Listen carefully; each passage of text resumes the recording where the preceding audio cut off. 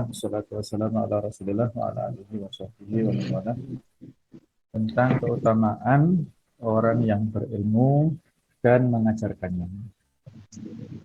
Ini kita ambilkan dari hadis yang diceritakan oleh Abu Musa al-Asy'ari radhiyallahu anhu dari Nabi Muhammad SAW. Beliau bersabda, "Mathalu ma ba'athani Allahu bihi minal huda wal ilmi kama thalal ghaitil katsir qaba ardon." Permisalan ataupun perumpamaan petunjuk dan ilmu yang Allah mengutusku dengannya laksana hujan deras yang membasahi tanah. Fakana minha naqiyatun qabilatil ma' fa'ambatatil kala'a wal ushbal katsir. Ada tanah subur yang dapat menyerap air sehingga menumbuhkan tumbuh-tumbuhan dan rerumputan yang banyak. Tapi ada juga jenis yang kedua, wa kanat minha ajaditu amsakatil ma' fanafa'allahu bihan nas fasyaribu wasaqau wazara'u. Ada jenis yang kedua adalah tanah yang kering yang dapat menampung air, lalu Allah memberikan manfaat kepada manusia dengannya sehingga mereka bisa meminumnya, mengairi tanaman dan bercocok tanam. Tapi ada jenis yang ketiga ini, wa asobat minha ta'ifatan ukhra. Jadi hujan tersebut menimpa kepada kelompok yang lainnya. Yang jenis yang ketiga ini adalah yaitu innama hiya ki'anun tandus latum sikumaan walatun bitu kala. Tidak bisa menampung air dan tidak bisa juga menumbuhkan tanaman. Fadzalika masalu man faqiha fi dinillahi wa nafa'ahu ma ba'atsani Allahu bihi. Itulah permisalan orang yang mendalami ilmu agama Allah ini dan mengambil manfaat dari apa yang Allah mengutus aku dengannya. Fa'alima wa 'allama. Dia mengetahui, mempelajarinya, kemudian mengajarkannya. Wa mathalu man lam yarfa' bidzalika ra'san wa lam yaqbal hudallahi alladzi ursiltu bihi. Dan perumpamaan orang yang tidak peduli dengannya dan tidak menerima hidayah Allah yang aku diutus dengannya. Takhrij dari hadis ini adalah hadis ini sahih, diceritakan oleh Imam Bukhari, juga Imam Muslim, Imam Ahmad, Imam An-Nasa'i dalam Sunan Al-Kubra, dan juga para muhaditsin yang lainnya. Syarah hadis diceritakan, disampaikan oleh Al-Qurtubi rahimahullah dan yang lainnya. Beliau mengatakan, Nabi Muhammad SAW membuat sebuah perumpamaan bagi agama yang beliau SAW bawa ini dengan hujan yang turun merata pada saat manusia membutuhkannya. Begitulah keadaan manusia sebelum beliau diutus. Sebagaimana hujan dapat menghidupkan negeri yang mati, demikian pula ilmu-ilmu agama dapat menghidupkan hati yang mati. Allah berfirman, wa ja'alna minal ma'i kulla syai'in hayy. Kami jadikan dari air segala sesuatunya bisa hidup, bisa tumbuh. Dengan air hujan bisa tumbuh, dengan air mani ada manusia. Nah, pokoknya air itulah sebagai sumber kehidupan. Nah, di sini diumpamakan ilmu adalah seperti air yang bisa menumbuhkan hati yang kering, sebagaimana hujan menumbuhkan bumi yang kering.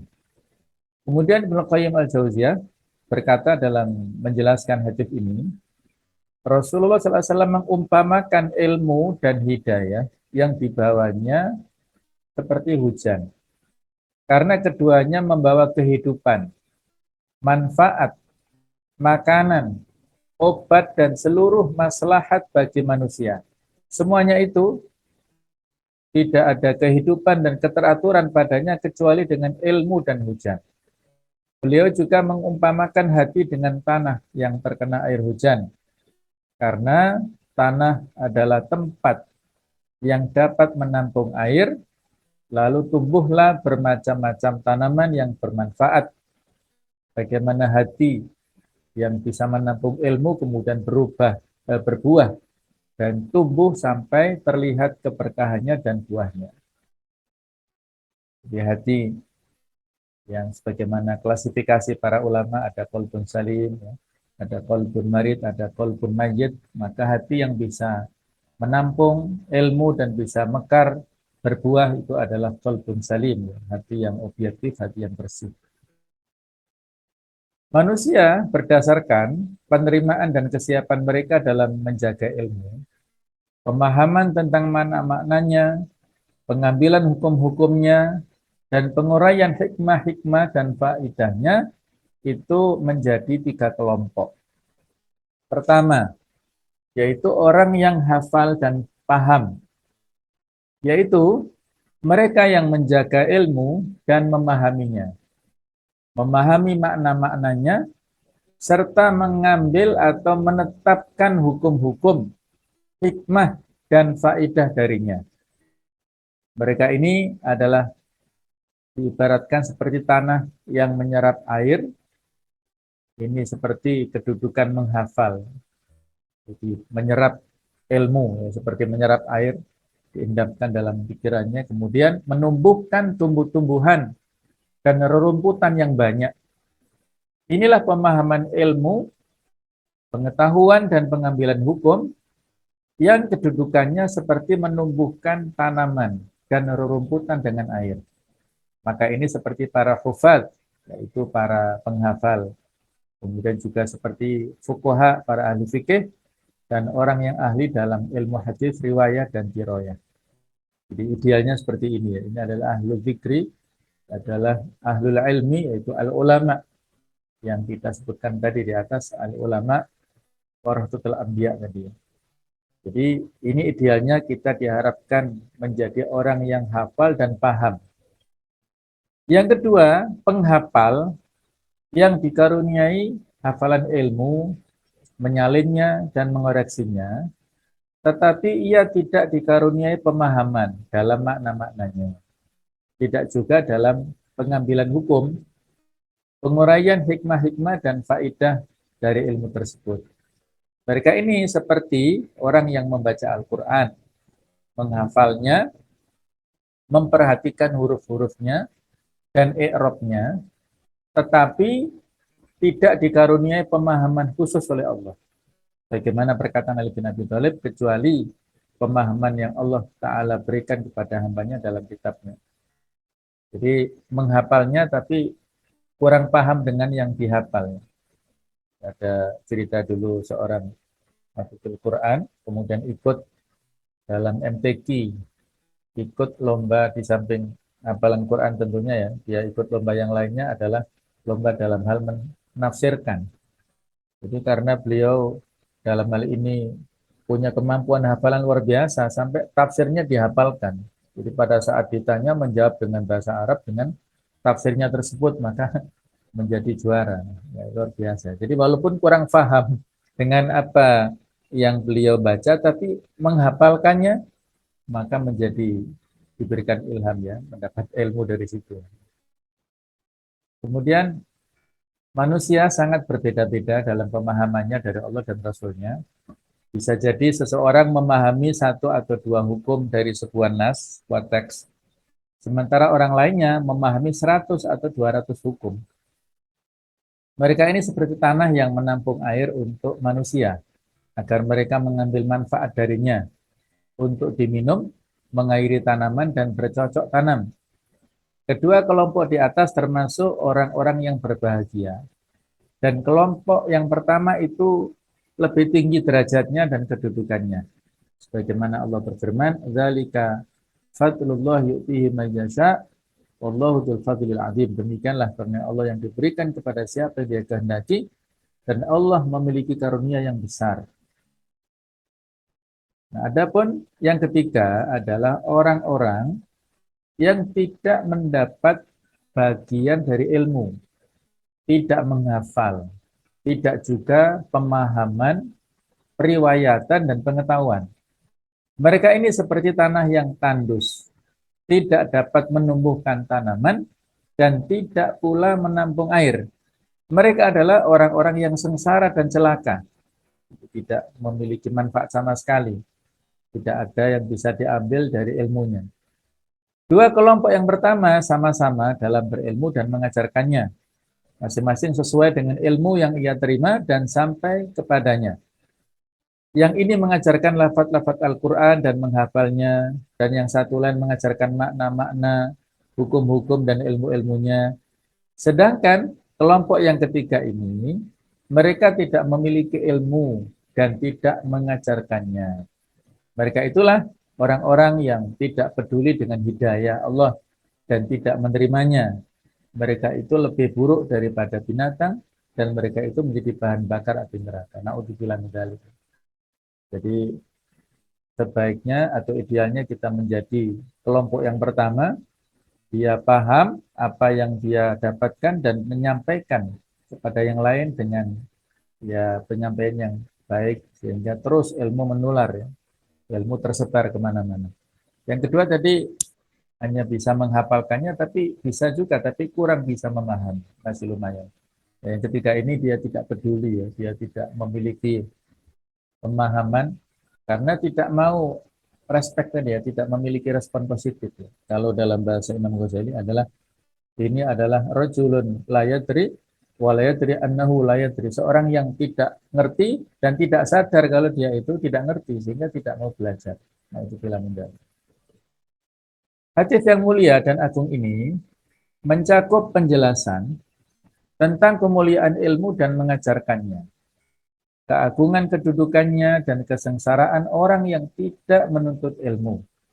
Hadis ini juga menyebutkan macam-macam manusia berdasarkan sengsara dan bahagianya. Dan orang yang bahagia terbagi menjadi dua, yang memperoleh kemenangan dan didekatkan kepada Allah, dan golongan kanan yang pertengahan. Hadis ini juga menunjukkan bahwa kebutuhan manusia terhadap ilmu seperti kebutuhan mereka terhadap air hujan.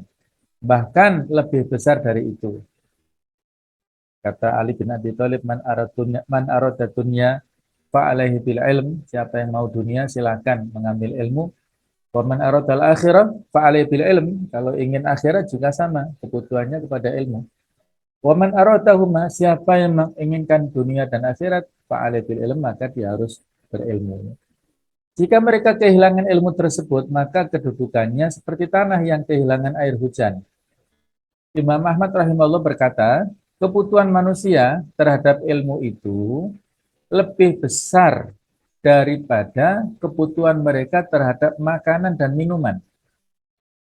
Karena makanan dan minuman itu dibutuhkan hanya sekali atau dua kali dalam sehari. Maksimal 3 kali makan lah, biasanya orang Indonesia ini. Akan tetapi ilmu itu dibutuhkan manusia dalam setiap hembusan nafasnya, ada anfas. Jadi luar biasa ya. Analog kias dari Imam Ahmad ini, kalau manusia butuh makan dalam sehari hanya 1 atau 2 saja. Tapi kalau ilmu dibutuhkan oleh manusia adalah sepanjang bilangan nafasnya. Sejak dia bangun tidur sampai tidur kembali itu ada ilmunya. Ada sunnah-sunnahnya, kalau kita ikut sunnah Rasul, ada aturan-aturannya, ada adab-adabnya, ada hukum-hukumnya, ada konsekuensinya, dan lain-lain. Misalnya ya kalau yang barangkali kurang tahu ya selama ini kita ketika Rasul bangun dari tidurnya di antara sunnahnya di samping membaca doa, Alhamdulillahilladzi ahyana ba'da amatana wa ilaihin nusyur, beliau menengadahkan kepalanya ke langit dan membaca 10 ayat terakhir di surat Ali Imran.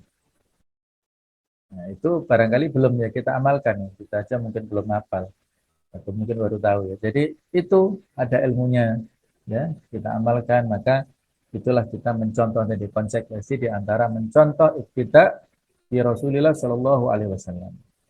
Jadi sepanjang atau sebanyak hembusan nafasnya. Itulah kebutuhan kita kepada ilmu. Allah Azza wa Jalla berfirman, anzala minas sama'i ma'a fasalat awdiyatun biqadariha fahtamala sailu zabadar radiyah wa mimma yukiduna alaihi finnari batigha aw hilyatin aw mata'in zabatu mithluh kadzalika yadribullahu al-haqqa wal batil fa amma zabatu fayadhhabu jufaa'a wa amma ma yanfa'un nas fayamkuthu fil ard kadzalika yadribullahu al-amsal. Allah menurunkan hujan dari langit, maka mengalirlah air di lembah-lembah menurut ukurannya. Maka aliran itu membawa buih yang mengambang di permukaan air, dan dari apa logam yang mereka lebur dalam api untuk membuat perhiasan dan alat-alat. Ada pula buihnya seperti buih arus itu. Demikianlah Allah membuat perumpamaan bagi yang benar dan yang batil. Adapun buih akan hilang sebagai sesuatu yang tidak berguna, adapun yang memberi manfaat kepada manusia, maka ia tetap di bumi. Demikianlah Allah membuat perumpamaan-perumpamaan. Wa qul ja'al haq wa zahqal batil innal batila kana zahuqa. Jadi inilah permisalan yang disampaikan di surat Ar-Ra'd ayat ke-17. Dalam ayat ini Allah mengumpamakan ilmu yang diturunkannya kepada Rasulnya SAW dengan air hujan.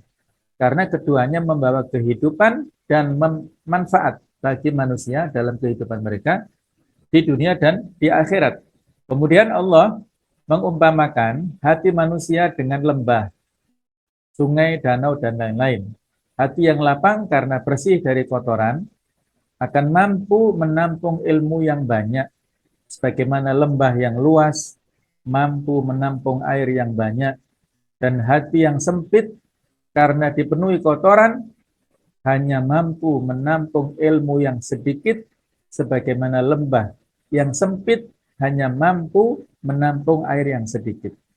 Allah Ta'ala berfirman yang artinya, maka mengalirlah air di lembah-lembah menurut ukurannya, daya tampungnya. Kemudian Allah Azza wa Jalla berfirman yang artinya, maka aliran air itu membawa buih yang mengambang di permukaan air. Ya, banyak kasus ya, para murid, para santri yang satu pesantren, satu guru, tapi beda-beda outputnya ya. Ada yang menjadi kiai besar, ada yang menjadi kiai sedang, ada yang menjadi kiai kecil, ada yang menjadi pengusaha, ada yang menjadi pegawai, dan macam-macam. Padahal gurunya sama.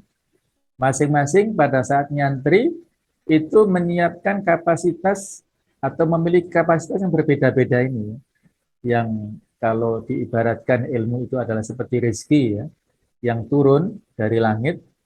Rezeki Allah itu adalah ada yang ibaratkan seperti air terjun. Kita mau mendapat seberapa banyak dari rezeki itu. Kalau kita hanya membawa satu gelas, ya kita hanya dapat satu gelas air terjun. Kalau wadahnya satu gelas. Kalau kita wadahnya satu ember, yang kita dapat satu ember. Cukup dengan tangan, cukup dengan tanpa bantuan ya. Tapi kalau kita bawa tangki misalnya, kan perlu kendaraan, perlu biaya, kita dapat banyak. Ya.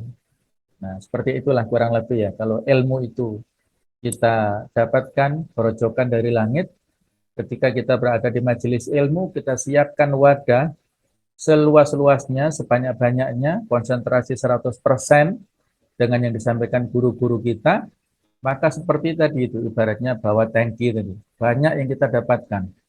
Setiap kata, setiap huruf kita ingat dan mungkin kita tulis seperti para ulama kita timbul dulu, yang sampai kehilangan ada dalam satu majelis enak-enak nulis dari gurunya, ternyata pulpennya habis. Maka dia mengatakan, kolam, siapa yang punya pulpen ya? Saya beli dengan 2 dinar. Wah, luar biasa ya. 2 dinar itu adalah 1 dinarnya 4 gram. 2 dinar berapa itu? Jadi jutaan. Jadi sampai seperti itu. Karena saking berharganya ilmu yang didapatkan dari gurunya, rela membeli ballpoint dengan harga jutaan kalau sekarang. Nah, itulah semangat ulama kita dulu ya. Kalau sekarang Jangankan begitu, suruh bawa alat tulis saja ogah-ogahan ya, suruh nulis saja lebih baik ngantuk. Nah, itulah ya, penghargaan kita pada ilmu saat ini sangat berkurang jauh sekali dibandingkan dengan ulama kita dulu. Ini adalah perumpamaan yang Allah sebutkan bagi ilmu wahyu darinya ketika manisnya ilmu tersebut masuk dan meresap ke dalam hati manusia. Maka ilmu tersebut akan mengeluarkan, membersihkan dari hati manusia buih kotoran syubhat, kerancuan dalam memahami dan mengamalkan agama yang merusak, sehingga kotoran tersebut akan mengambang, tidak menetap di permukaan hati, sebagaimana aliran air akan mengeluarkan kotoran dari lembah, sehingga kotoran tersebut akan mengambang di permukaan air. Dan Allah SWT mengabarkan bahwa kotoran tersebut mengambang dan mengapung di atas permukaan air, tidak menetap dengan kuat di atas tanah. Jadi kalau otomatis ada aliran yang keras, maka tergerus, hilang ya kotoran tersebut. Nah, seperti itulah kerojokan ilmu di hati yang mengandung kotoran-kotoran sedikit-sedikit tadi. Ketika kita memberikan respon, maka yang syubhat-syubhat tadi itu hilang ya. Demikian pula keadaan kita, kotoran syubhat yang rusak, ketika ilmu mengeluarkan atau membersihkannya dari hati, syubhat tersebut akan mengambang dan mengapung di atas permukaan air, tidak menetap dalam hati. Bahkan kemudian akan dibuang dan disingkirkan dari hati. Sehingga pada akhirnya yang menetap pada hati tersebut adalah petunjuk atau ilmu dan agama yang benar atau amal soleh yang bermanfaat bagi orang tersebut dan orang lain. Bagaimana yang akan menetap pada lembah adalah air yang jernih dan buih. Kotoran akan tersingkirkan sebagai sesuatu yang tidak berguna. Tidaklah mampu memahami perumpamaan dari Allah kecuali orang-orang yang berilmu. Qul hal yastawil ladzina ya'lamun wal ladzina la ya'lamun. Katakanlah apakah sama antara orang berilmu dan tidak berilmu? Ya, jawabannya tidak. Tidak sama. Orang yang berilmu dan yang tidak berilmu itu pasti beda. Di dunia atau di surga atau di akhirat nanti berbeda. Kalau disebutkan dalam Al-Quran dan hadis-hadis Nabi SAW tentang keutamaan ilmu, maka yang dimaksud adalah ilmu syar'i, yaitu ilmu yang diturunkan Allah Azza wa Jalla kepada Rasulnya berupa keterangan dan petunjuk. Maka ilmu yang di dalamnya terkandung pujian dan sanjungan adalah ilmu wahyu, yaitu ilmu yang diturunkan oleh Allah saja. Jadi itu ilmu yang fardu ain, wajib secara individu masing-masing kita untuk mempelajarinya, yaitu ilmu syar'i. Adapun ilmu kauniyah itu adalah fardu kifayah, yang mana ketika sebagian sudah mempelajari, gugur yang lainnya. Tetapi karena kita berusaha memadukan ilmu ini walaupun kauniyah, tetapi sifatnya adalah dipadukan dengan ilmu-ilmu agama. Ketika bicara masalah kedokteran, masalah biologi, masalah embriologi, maka ada dalil-dalilnya. Ayatnya bagaimana, hadisnya bagaimana, inilah suatu kesatuan ilmu itu. Semuanya adalah bersumber dari Allah Ta'ala. Imam Al-Auza'i rahimahullah mengatakan ilmu adalah apa yang berasal dari para sahabat Nabi sallallahu alaihi wasallam. Adapun yang datang bukan dari seseorang dari mereka, maka itu bukan ilmu. Ada lagi mengatakan ilmu itu ma qala Allah wa qala Rasul, apa kata Al-Qur'an, apa kata hadis. Yang selain itu adalah ya tambahan informasi, ya, wacana. Kemudian Syekhul Islam Ibnu Taimiyah mengatakan ilmu adalah apa yang dibangun di atas dalil. Dan ilmu yang bermanfaat adalah ilmu yang dibawa oleh Rasulullah SAW. Terkadang ada ilmu yang tidak berasal dari Rasulullah SAW, namun dalam urusan duniawi seperti ilmu kedokteran, ilmu hitung, ilmu pertanian, dan ilmu perdagangan. Ibnu Qayyim berkata, sebagian ahli ilmu mengatakan ilmu adalah firman Allah, sabda Rasul, dan perkataan para sahabat yang semuanya itu tidak bertentangan, saling melengkapi. Ada beberapa faedah manfaat pelajaran yang bisa kita ambil dari hadis di atas. Yang satu, nomor satu adalah memberikan perumpamaan dengan tujuan mendekatkan atau memudahkan pengertian kepada orang lain merupakan sesuatu yang disyariatkan. Ini adalah bentuk daripada taklim atau dakwah kita. Man dalla ilal khairi kafa'ilihi. Seorang yang menunjukkan kepada kebaikan kemudian dicontoh adalah seperti pelakunya. Jadi ini adalah perintah. Kita disuruh untuk memberikan pengertian kepada orang lain. Kedua, perumpamaan petunjuk dan ilmu yang Rasulullah SAW diutus dengannya seperti hujan yang memberikan manfaat. Karena petunjuk dan ilmu tersebut dapat menghidupkan hati sebagaimana hujan menghidupkan tanah. Tanah yang tandus, tanah yang kering, tanah yang tidak subur, akhirnya dengan adanya hujan ini semakin insya Allah ya bisa memberikan kesuburan. Nomor 3, perumpamaan orang yang mengambil manfaat dari petunjuk dan ilmu seperti tanah yang baik. Orang yang memiliki ilmu dan mengajarkannya tetapi tidak mengambil manfaat darinya seperti tanah yang dapat menampung air, lalu orang lain mengambil manfaat darinya. Perumpamaan orang yang tidak menuntut ilmu dan beramal seperti tanah yang tandus yang tidak bisa menampung air dan tidak bisa menumbuhkan tanaman. Inilah seburuk-buruk manusia, dia tidak dapat memberi manfaat bagi dirinya dan orang lain. Nomor 5, wajib bagi setiap muslim menuntut ilmu syar'i dan mengamalkannya, serta peringatan keras bagi orang yang tidak menuntut ilmu syar'i. Apapun profesi kita, maka harus berusaha menuntut ilmu syar'i, apakah formal atau informal. Sekarang banyak sekali medianya, ya. Jadi tidak ada alasan untuk meninggalkan ilmu syar'i. Yang keenam, sebaik-baik manusia adalah orang yang bermanfaat buat dirinya dan bermanfaat buat orang lain. Khairunas anfa'uhum linnas. Nomor 7, pengarahan pendidikan dari Nabi Sallallahu Alaihi Wasallam dalam memberikan perumpamaan, khususnya dalam bidang ilmu dan pengajaran. Karena perumpamaan lebih mendekatkan pengertian dan memikat dalam arah pendidikan. Jadi tamsil, ya. Permisalan-permisalan dalam hadis banyak sekali, dalam Al-Quran juga banyak, supaya kita lebih memahaminya, ya, lebih memiliki mudah memahami dengan permisalan-permisalan tersebut. Yang kedelapan, ilmu dan petunjuk dapat menghidupkan hati, sebagaimana hujan dapat menghidupkan tanah. Yang terakhir, 9, ya, kehidupan umat tidak akan terwujud kecuali dengan mengetahui ilmu syar'i dan mengamalkannya.